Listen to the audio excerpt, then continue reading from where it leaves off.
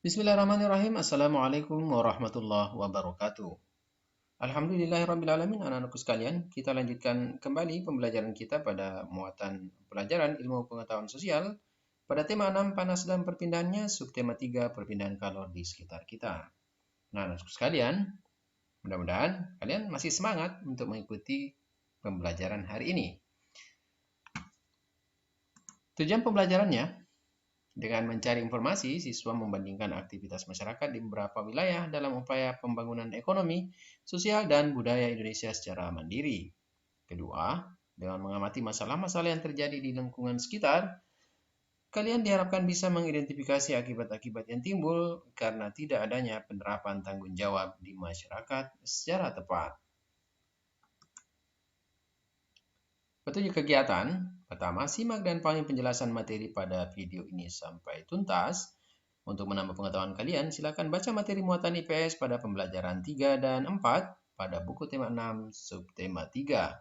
Kerjakan LKPD pada buku latihan atau kertas HVS. Buatlah tugasmu dengan tulisan yang rapi dan menarik dan kirim tugasmu dalam bentuk foto ke Classroom paling lambat pukul 15 waktu Indonesia Tengah.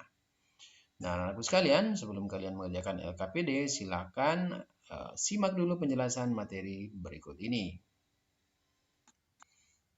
Nah, kali ini kita akan bahas masalah pada muatan pelajaran IPS tema 6 subtema 3 pada kompetensi dasar menganalisis bentuk-bentuk interaksi manusia dengan lingkungan dan pengaruhnya terhadap pembangunan sosial, budaya, dan ekonomi masyarakat Indonesia.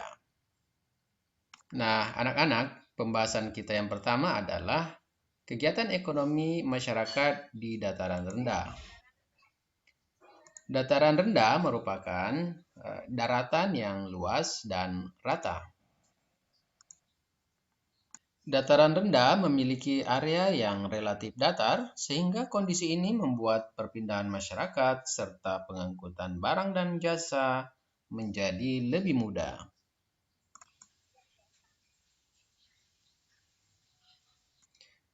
Nah, apa saja kegiatan ekonomi masyarakat yang tinggal di dataran rendah? Nah, ini adalah beberapa contoh aktivitas atau kegiatan ekonomi masyarakat yang tinggal di dataran rendah. Seperti misalnya petani ya yang menanam padi dan sayuran ya, baik di persawahan maupun di perkebunan. Kemudian ada petani garam. Petani garam ini biasanya berada di pantai atau di laut ya, di pinggir laut. Kemudian ada nelayan ya, nelayan yang tugas mereka adalah menangkap ikan kemudian dijual ke pasar-pasar. Kemudian ada penambangan ya, penambangan bahan-bahan galian seperti nikel, timah ya, emas dan lain-lain. Kemudian ada juga bidang usaha dalam peternakan atau beternak seperti peternakan ayam, peternakan sapi ya, kambing dan lain-lain. Nah, di dataran rendah ini biasanya terdapat banyak air ya, seperti misalnya lautan, danau, kemudian sungai ya, sehingga sangat baik untuk pertanian. Kemudian ada juga untuk menangkap ikan dan lain-lain. Selain contoh-contoh yang disebutkan ini, tentu masih banyak pekerjaan-pekerjaan atau kegiatan ekonomi masyarakat yang lain. Silakan kalian mengidentifikasi atau menemukan sendiri aktivitas-aktivitas ekonomi masyarakat yang tinggal di dataran rendah. Nah, selanjutnya adalah kegiatan ekonomi masyarakat di dataran tinggi. Nah, dataran tinggi adalah bagian dataran yang datar dengan ketinggian lebih dari 400 meter di atas permukaan laut. Dataran tinggi terbentuk dari hasil erosi dan juga sedimentasi atau pengendapan material yang tertimbun material-material dari lereng gunung yang berada di sekitarnya. Jadi dataran tinggi ini biasanya berada pada daerah pegunungan atau bukit-bukitan ya, dan di sana juga terdapat banyak perkebunan ya, seperti misalnya kalau di Makassar atau di daerah Sulawesi Selatan seperti di Malino ada banyak perkebunan seperti perkebunan teh, kemudian ada sayuran dan lain-lain. Nah, untuk kegiatan ekonomi masyarakat yang tinggal di dataran tinggi lebih cocok untuk perkebunan dan peternakan. Nah, contoh-contoh kegiatan ekonomi masyarakat yang tinggal di dataran tinggi seperti misalnya perkebunan ya, perkebunan teh, perkebunan kopi, perkebunan cengkeh ya, dan masih banyak lagi yang lainnya. Kemudian ada juga perkebunan sayur mayur, sayur-sayuran. Biasanya kalau daerah pegunungan itu sayur-sayurannya terbilang berkualitas dan subur ya. Kemudian selain itu juga ada peternakan. Jadi selain di dataran rendah, peternakan juga memungkinkan dilakukan di daerah dataran tinggi. Di daerah dataran tinggi biasanya suhunya agak dingin dan lembab ya, sehingga tanah di sana cukup subur. Nah, anak-anakku sekalian, di dataran rendah dan dataran tinggi kita bisa melihat perbandingan atau perbedaan aktivitas ekonomi masyarakatnya. Nah, selanjutnya kita lihat materi yang terakhir, permasalahan sosial yang terjadi di lingkungan masyarakat. Kalau kita mengamati lingkungan sekitar kita, maka terdapat banyak permasalahan-permasalahan sosial yang terjadi, ya, khususnya di sekitar lingkungan tempat tinggal kita.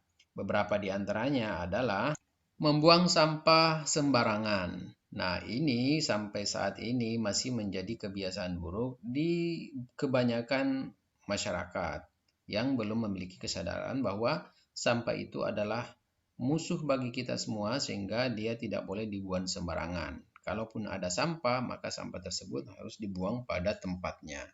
Karena banyak sekali dampak dari membuang sampah sembarangan ini, seperti misalnya banjir, kemudian lingkungan berbau, nah kemudian sumber penyakit, jalanan menjadi sempit, dan lain-lain. Seringkali kita temukan di pinggir jalan, kita melihat tumpukan sampah, itu sebenarnya adalah kebiasaan masyarakat yang sangat buruk dan kita tidak boleh terlibat untuk membuang sampah, menumpuk sampah di pinggir jalan.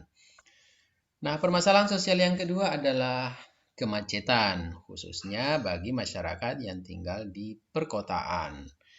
Nah, kemacetan ini sering terjadi pada saat jam berangkat sekolah atau jam kerja. Sebelum pandemi, ketika kita berangkat ke sekolah pagi-pagi, biasanya kita akan terhambat untuk sampai di sekolah tepat waktu karena di jalanan terjadi kemacetan. Nah, apa penyebabnya? Biasanya penyebabnya karena pengguna jalan tidak menaati peraturan lalu lintas. Nah, oleh karena itu, maka ketika kita berada di jalanan, kita harus bersikap disiplin. Selain kita memiliki kewajiban sebagai pengguna jalan, kita juga memiliki hak. Dan orang lain juga seperti itu. Mereka juga punya hak. Sehingga saat kita berada di atas kendaraan atau kita yang membawa kendaraan, kita tidak boleh membawa kendaraan dengan melanggar peraturan lalu lintas. Permasalahan yang ketiga adalah pembuangan limbah industri ke sungai. Nah, ini biasa kita saksikan di pinggiran-pinggiran sungai. Biasanya ada banyak industri-industri rumah tangga atau pabrik yang kemudian limbahnya itu dibuang ke sungai tanpa diolah terlebih dahulu. Nah, itulah kemudian maka air menjadi tercemar. Akibat pencemaran air tentu saja habitat sungai atau ikan-ikan yang berada di sungai akan mati sehingga dengan demikian masyarakat tentu akan kesulitan untuk mencari ikan segar di sungai. Nah, selain itu limbah-limbah rumah tangga seperti sampah-sampah dapur juga kadang-kadang orang buang langsung ke sungai. Nah, ini menjadi perhatian kita semua agar kita harus menjaga sampah kita, jangan sampai sampah yang ada dari rumah kita langsung kita buang ke sungai sehingga terjadi penumpukan sampah di sungai. Nah, kemudian contoh yang keempat adalah bangunan liar. Bangunan liar ini biasanya didirikan di tempat yang tidak seharusnya. Disebut bangunan liar karena bangunan ini tidak memiliki izin dan didirikan sementara waktu. Nah, ini akan mengakibatkan masalah kesehatan dan kebersihan lingkungan. Biasanya rumah-rumah yang kita saksikan di sungai, rumah gubuk kecil ya, atau di lahan-lahan kosong seperti misalnya yang berprofesi sebagai pemulung biasanya mendirikan sementara rumah-rumah kecil dan biasanya mereka tidak akan memperhatikan kesehatan di sekitarnya karena tidak memiliki toilet, tidak memiliki sumber air bersih, dan mereka hidup dalam keadaan kumuh. Sehingga ini akan berdampak bagi kebersihan dan kesehatan lingkungan sekitar. Nah, anakku sekalian, ini adalah pembahasan masalah sosial yang terjadi di lingkungan masyarakat. Nah, untuk selanjutnya silakan lihat LKPD-nya ya.